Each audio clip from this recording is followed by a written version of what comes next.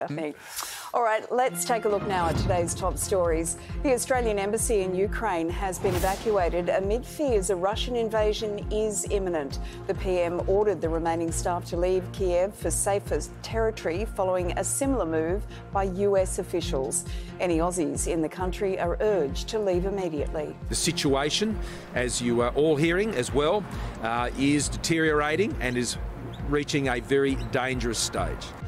There's been a doubling in toddler drownings in Australia amid fears more time at home during lockdowns and cancelled swimming lessons may have contributed.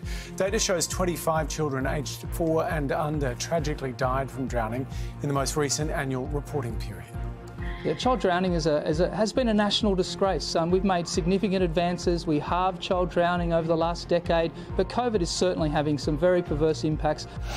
Just days after Western Australia had its first aged care COVID outbreak, currently at 17 cases, 2 residents at a second facility have tested positive. The cases are among 38 new local infections in WA.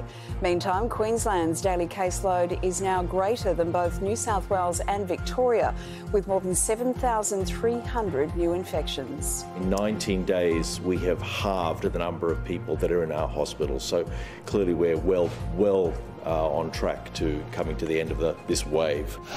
And forget the 7-year itch. New research shows relationships are more likely to hit the rocks after 10 years. Researchers studied 165,000 people across 16 countries, finding couples are at their lowest point a decade in, but satisfaction then climbs until the 20-year mark. Oh no, I'm 9 years into a relationship. What does that mean? You're a rock bottom. Next year's rock bottom. And then what? It starts climbing? Until 20 years and then it goes down again, apparently.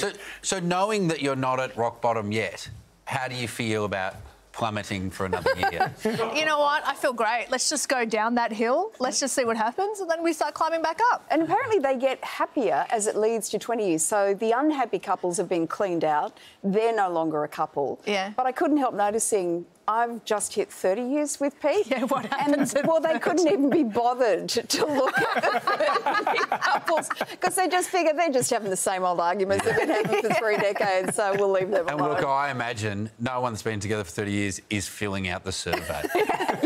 We're just exhausted. Yeah. What do I think about that, dickhead? Oh, come on, mate. I didn't say that, you said that.